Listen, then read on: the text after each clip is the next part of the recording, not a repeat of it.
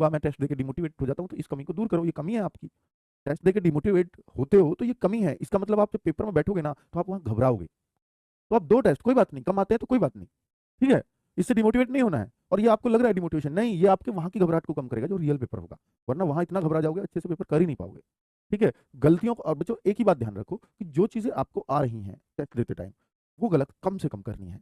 अगर इतना भी ध्यान दे लिया ना, सीधे सीधे 20 से 25 नंबर का फायदा हो जाएगा आपको, सीधा सीधा, कि जो मुझसे आता है उसको मैं बिल्कुल गलत नहीं करूंगा, जो मुझसे नहीं आता वो तो कोई बात ही नहीं है, जो आता है वो गलत नहीं करूंगा। अगर इतना भी कर लिया ना बच्चों, तो आपका स्कोर जंप मारने लगेगा बच्चों। ठीक है, दूसरा काम जो आप नहीं कर रहे हैं, तो टेस्ट सभी को देना है, हर संडे 12 बजे आता है। ठीक है, क्योंकि हम क्यों बना रहे हैं बच्चों, एक टेस्ट जो मैं बनवाता हूँ, जो मैं बनाता हूँ बैठ के, जो मेरी फैकल्टी लगती है उस पर, तो एक टेस्ट का मैं कॉस्ट निकलवाऊँ तो 10,000 रुपये का पड़ता है। मैं क्यों करवा रहा हूँ भाई, हर संडे का एक टेस्ट सिर्फ यूपी पुलिस का सॉल्यूशन वगैरह डालना करना, जो मेरी मैन पावर उसमें लगती है, 10,000 फीस उसकी टेस्ट की होती है। पर मैं आपको, लेकिन मुझे वो फीस मायने नहीं रखती, उसको मैं सबको प्रोवाइड करा रहा हूँ, क्योंकि बच्चों को फायदा उससे होगा। हर हफ्ते मैं आपका वो करा रहा हूँ। ठीक है बच्चों, अब बात करता हूँ दूसरी कमी की। तो बच्चों, जैसे मैं चैप्टर करवाता हूँ, तो इसके साथ साथ आप क्या करेंगे, इसके साथ साथ आपको एक काम और करना है कि प्रैक्टिस क्वेश्चंस करने हैं। प्रैक्टिस क्वेश्चंस कहाँ से मिलेंगे, तो बच्चों दीपक सर करा रहे हैं ना सही 8 बजे एक वीडियो, है ना, तो उस 8 बजे वाली वीडियो को देखा करो, उसमें सिर्फ वो वही क्वेश्चन लाते हैं जो अब तक मैंने सिलेबस करा दिया है, सिर्फ उतने में से क्वेश्चन आ रहा है। ऐसा नहीं है वो पीछे के लेके आ रहे हैं, मतलब आगे के लेके आ रहे हैं, जो चैप्टर्स अभी हुए नहीं है, प्रॉफिट लॉस परसेंटेज, इंटरेस्ट, ऐसा नहीं है, वो आएंगे ही नहीं। तो इसका मतलब वो चैप्टर्स हैं जो आपके हो चुके हैं, तो मेन फायदा तो उसी से होना है। और बच्चों, ये मैंने पढ़ा है, वो दूसरे टीचर का भी दिमाग में आपको मिलेगा वहां पे उस पर काम करता हुआ, है ना। फिर वर्कशीट भी आप कर रहे हो, तो बच्चों मैथ्स को तो आपको सबसे ज्यादा टाइम अभी देना चाहिए। आपके सबसे कम मार्क्स का है, हम सबसे ज्यादा टाइम क्यों दें। बच्चा देखो, रीजनिंग ऐसा सब्जेक्ट है, आप थोड़ी सी प्रैक्टिस से उसको बिल्कुल सही कर जाते हो और बहुत जल्दी कॉन्फिडेंस आता है, चाहे कितने भी मार्क्स की आती हो। तो इसलिए अब वो सिर्फ आपका नहीं आता, वो हर बच्चे का आता है। हिंदी ऐसा सब्जेक्ट है जिसको सभी बच्चे लगभग, क्योंकि जिसने नवीन सर से हमसे पढ़ी है, वो हिंदी को बेस्ट ही करके आएगा पेपर में, और उसको बहुत आसानी से किया जा सकता है, ज्यादा क्लासेस भी नहीं होती, हर बच्चा उसको रट सकता है, समझ सकता है, चाहे आर्ट साइड का हो चाहे साइंस साइड का हो। दूसरा तीसरा बच्चा जीएस, जीएस सबकी एक जैसी ही होती है, वहाँ बहुत ज्यादा फर्क देखने को नहीं मिलता, हार्ड आई तो सब लौट जाएंगे, थोड़ी आसान आ गई तो सब कर जाएंगे, ये होता है। तो बात फर्क बचता है सिर्फ मैथ्स में, ये आपका सिलेक्शन डिसाइड करता है, क्या, मैथ्स।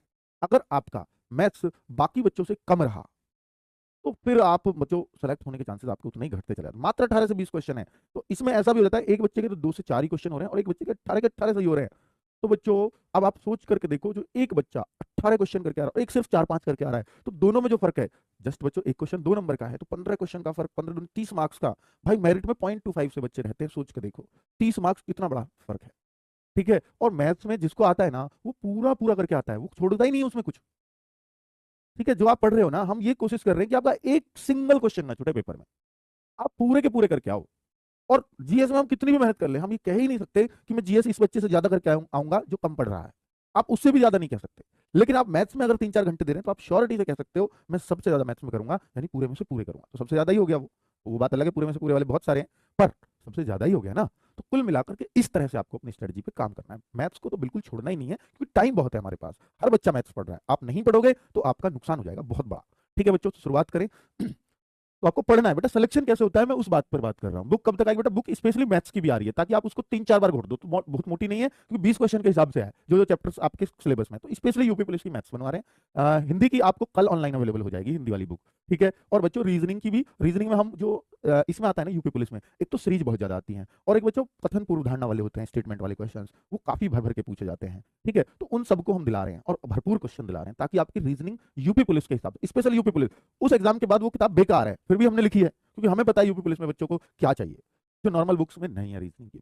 ठीक है बच्चों, तो रीजनिंग की, मैथ्स की और जीएस की, जीएस का बिल्कुल अलग पोर्शन जो ल्यूसेंट में भी नहीं मिलता, यूपी पुलिस में कुछ चीजें ऐसी हैं जीएस में, तभी बच्चा वहां अच्छा नहीं कर पाता इसको। तो ये 3 चीजें बच्चों, इन तीनों की बुक्स एक साथ आएगी, और एक सॉल्व पेपर, यानी पिछले अब तक 15 पेपर जो हाल फिलहाल में जेल वार्डर का, और यूपी पुलिस के पहले हुए 7 पेपर, 4 पेपर इसमें हुए 11, और 4 जेल वार्डर के, मतलब 49,568 में 4, 41,520 में 7 पेपर, और जेल वार्डर में 4 पेपर, ये टोटल 15 पेपर बैठते हैं, इसका सॉल्व पेपर हमने बनवा लिया।